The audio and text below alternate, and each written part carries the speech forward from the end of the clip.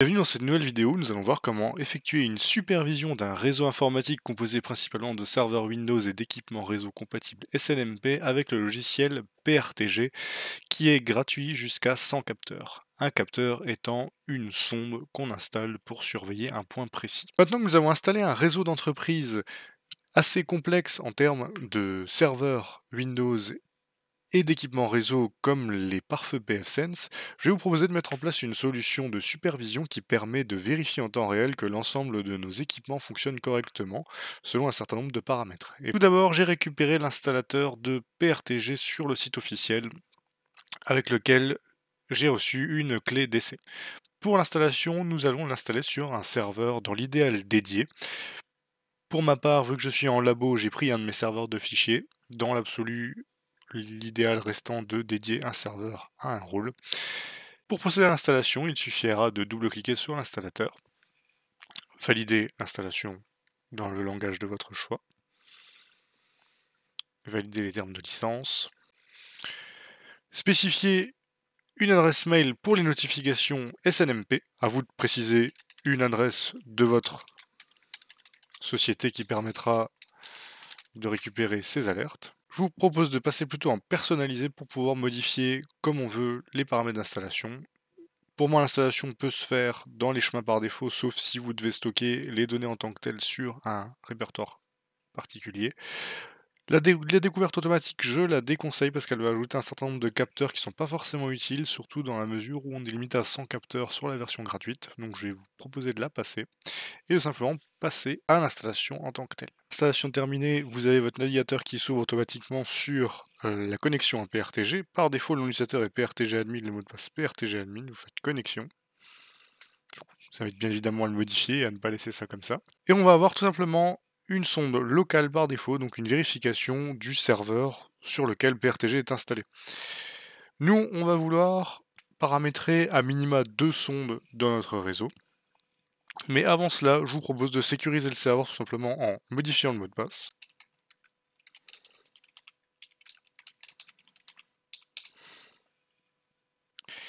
Et en activant SSL pour la connexion à PRTG. De manière à ce que les échanges entre les différentes clients qui se connectent au serveur PRTG et le serveur soient chiffrés. Ça vous précisera que la connexion n'est pas privée, c'est normal parce que l'autorité de certification pour le moment c'est votre propre serveur pfSense. On pourrait corriger ça en installant un vrai certificat de votre réseau. Donc nom d'utilisateur PRTG admin et vous mettez le mot de passe que vous avez préalablement spécifié. Nous voilà connectés à pfSense. Alors, on a 100 capteurs possibles dans la version gratuite. Là, je suis en version d'essai, donc j'en ai plus. Mon objectif, c'est déjà de vous montrer comment installer un capteur qui scanne un serveur Windows via le protocole WMI et un capteur qui scanne un équipement réseau via le protocole SNMP. Je vais également vous montrer comment faire un tout simple capteur qui utilise le protocole ping, donc qui vérifie la bonne connexion à vos équipements. Alors pour faire des nouveaux capteurs, tout simplement vous allez aller dans capteur et faire ajouter un capteur. On va vous demander déjà si l'équipement existe. Alors quel serveur ou quel équipement réseau vous voulez monitorer, surveiller, superviser. Je vais commencer par monitorer ma passerelle, c'est-à-dire mon serveur pfSense que j'ai créé dans de précédentes vidéos. Donc je vais créer un nouvel équipement qui n'existe pas pour le moment. Je vais le mettre dans le groupe par défaut, on pourra classer ensuite. Cet équipement, je vais l'appeler pfSense 1. Et si vous avez vu mes précédentes vidéos, mon pfSense 1, il a pour IP 192.168.10.1. Je peux lui mettre un icône au choix si je veux pour pouvoir mieux m'y retrouver. Là c'est un pare-feu, je peux prendre l'icône de pare-feu ici. Je peux faire de la découverte automatique si je veux, mais encore une fois ça va me créer des sondes automatiques que je ne veux pas forcément. Moi ce que je voudrais tout simplement, c'est faire déjà un simple ping. Alors là on voit que selon ce qu'on veut monitorer, on peut spécifier des informations d'identification. Là, je suis ni sur un système Windows, ni sur du Linux, ça sera du SNMP. SNMP qui est un protocole permettant de superviser quasi tous les équipements réseau. Donc moi, je vais simplement faire le choix de la version SNMP. pfSense fonctionne en SNMP v2. Je vais devoir simplement spécifier le nom de la communauté SNMP. Donc le nom devra être identique aussi bien sur le serveur pfSense que sur mon serveur PRTG. Alors ma communauté, je peux lui donner un nom qui est propre à mon réseau, je vais pouvoir l'appeler par exemple GA. Si vous passez en SNMP v3, sachez qu'il y a une notion d'authentification, donc les informations seront plus sécurisées, mais tous les équipements ne sont pas compatibles. À vous de vérifier avant. Donc SNMP v2, je vais fonctionner avec le nom de communauté GA, et le port SNMP sera le 161. En parallèle de ça, il va falloir que je me connecte à mon serveur pfSense. Alors vous, si vous monitorez autre chose que pfSense, un pare-feu d'une autre marque ou un routeur d'une autre marque, ce sera le même principe, il suffit de trouver le menu SNMP dans votre système et de faire le même paramétrage que je vais faire là. Moi, dans mon cas, ça se trouve dans Service SNMP. Il faut l'activer, souvent par défaut il n'est pas activé.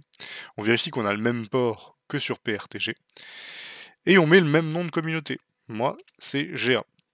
Une fois que j'ai activé le démon SNMP et changé le nom de communauté, il me suffit de valider. À partir de là, mon pfSense est bien créé. Je vais pouvoir faire ajouter un capteur précis. Alors encore une fois, je travaille en SNMP, donc je vais cliquer ici sur SNMP. Et je peux par exemple superviser la charge CPU. Ça peut être intéressant pour notre pare-feu de vérifier si la charge CPU n'est pas trop élevée. Alors je peux mettre priorité maximum, c'est-à-dire qu'il sera tout en haut. J'ajoute mon capteur. Et si notre configuration est OK, la charge CPU va s'afficher. Voilà, veillez à bien vérifier si vous monitorez un pare-feu que la règle de pare-feu autorisant le protocole SNMP est bien en place. Et après avoir patienté quelques secondes, on voit que ma charge CPU est passée au vert pour mon pfSense, et si je clique dessus, je vais pouvoir voir l'ensemble de mes processeurs attribués au pfSense et leur charge. Bon, tout est à 0% parce que je suis sur un réseau de test. Autre capteur qui peut être intéressant sur un pare-feu, c'est de vérifier la bande passante, c'est-à-dire le trafic sur les différentes interfaces. Alors si je fais SNMP, encore une fois, je vois d'ailleurs que trafic est le premier qui m'est proposé. Si je clique dessus, on voit que le serveur pfSense me renvoie l'ensemble de ces différentes interfaces. Moi j'en ai 3 sur mon serveur pfSense, ma carte réseau LAN, ma WAN, et celle qui fait le lien entre mes deux serveurs. Je peux d'ailleurs même recevoir des informations supplémentaires, comme les erreurs et les rejets, et je peux créer les différents capteurs de cette manière. En faisant créer, je vais avoir du coup 3 nouveaux capteurs qui vont se rajouter, et en patientant un peu, on pourra récupérer les informations relatives à ces différents capteurs. En parallèle, je peux déjà créer un dernier capteur, qui va être le capteur de ping. Un capteur de ping que je vous conseille de mettre en place, qui va vérifier tout simplement que le serveur répond en temps réel. Donc là, si vous faites ajouter un capteur, vous allez avoir le capteur ping ici. Vous sélectionnez ping dans la liste. Et vous pouvez l'appeler tout simplement ping si vous voulez, ça fait très bien l'affaire. On peut changer les délais ou le nombre de ping. Vous n'êtes pas obligé de saturer le réseau, à vous de voir selon vos besoins. Tous les combien de temps vous devez vérifier que le serveur est bien en ligne. Ça vous permet de vérifier simplement que l'équipement répond bien au ping, si c'est un équipement qui répond au ping encore une fois. Voilà, après avoir patienté un petit peu, on peut voir que la charge CPU est bien remontée et que le trafic sur mes différentes interfaces est bien remonté aussi. Et je peux vérifier l'historique, les erreurs, le débit utilisé. Alors encore une fois là tout est assez lent puisque tout est assez bas puisque je suis en réseau de test. Voilà, donc j'ai créé les différents capteurs, un qui vérifie la charge CPU, 3 capteurs qui vérifient les bandes passantes sur mes différentes interfaces, et un capteur ping qui vérifie en temps réel que mon pare-feu pfSense répond bien. Avec ces différents capteurs, vous savez maintenant paramétrer des capteurs en SNMP et des capteurs en ping. Donc ça vous permet de surveiller principalement les équipements réseau. Si vous travaillez en serveur Windows, on a maintenant une autre possibilité qui est de surveiller l'état des serveurs avec le protocole WMI qui est propre à Windows. Donc WMI pour Windows Management Interface, et qui permet de récupérer des informations précises sur l'état d'un service ou d'une donnée d'un serveur Windows.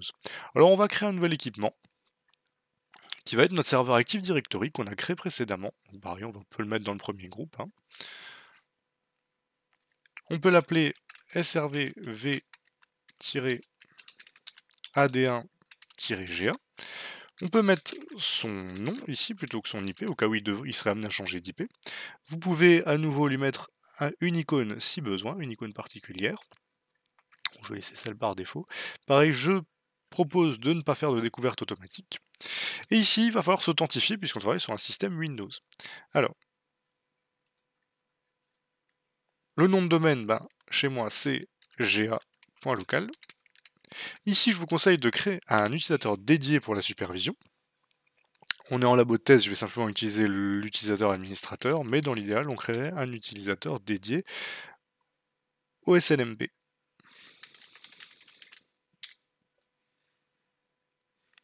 Je mets l'utilisateur et le mot de passe, je valide, et je vois apparaître ici mon serveur, et je vais pouvoir faire l'ajout d'un nouveau capteur, mais cette fois, dans la liste, je vais utiliser le protocole WMI. Une des informations intéressantes, quoi qu'il arrive sur un serveur Windows, c'est de vérifier l'espace libre. D'ailleurs, on voit que c'est un des capteurs qui nous est proposé. Pourquoi? Parce qu'un serveur Windows qui n'a plus d'espace libre risque tout simplement de planter. Donc on va vérifier l'espace libre. On peut récupérer le paramétrage par défaut, faire créer. Et là, pareil, en patientant un peu, on va pouvoir récupérer les informations d'espace libre. Donc ça va être une simple valeur. Je vous propose aussi de retourner sur la liste des équipements et d'ajouter un autre capteur. Là, on travaille sur un serveur Active Directory. Et si on coche du WMI, on va voir qu'on a des possibilités de surveillance de la réplication Active Directory. Alors, la réplication Active Directory, c'est ce qui permet que un ou plusieurs serveurs Active Directory puissent communiquer ensemble et synchroniser les différentes informations. Si vous n'avez plus de réplication entre les contrôleurs de domaine Active Directory, malheureusement, vous allez au devant de certains soucis, notamment en termes de réplication des mots de passe, et voire dans un second temps de connexion de vos machines à votre domaine. Donc c'est important de vérifier en temps réel que la réplication se fait toujours bien. Donc là, je vais pouvoir la valider. On voit instantanément que ça me récupère que notre partenaire de réplication est SRV VAD2. Si vous avez plusieurs serveurs, ça va créer un capteur par serveur. On valide. Et normalement, si les informations sont bien récupérées, ma réplication ne devrait pas fonctionner parce que mon serveur AD2 est éteint. On pourra le vérifier ensemble. Si je retourne dans l'équipement, j'ai maintenant la liste et je peux aller vérifier l'espace disque. Si je clique dessus, je peux voir qu'il me reste 37 Go de libre. Et je vois que j'ai donc 73% d'espace libre. Donc là, je suis tranquille.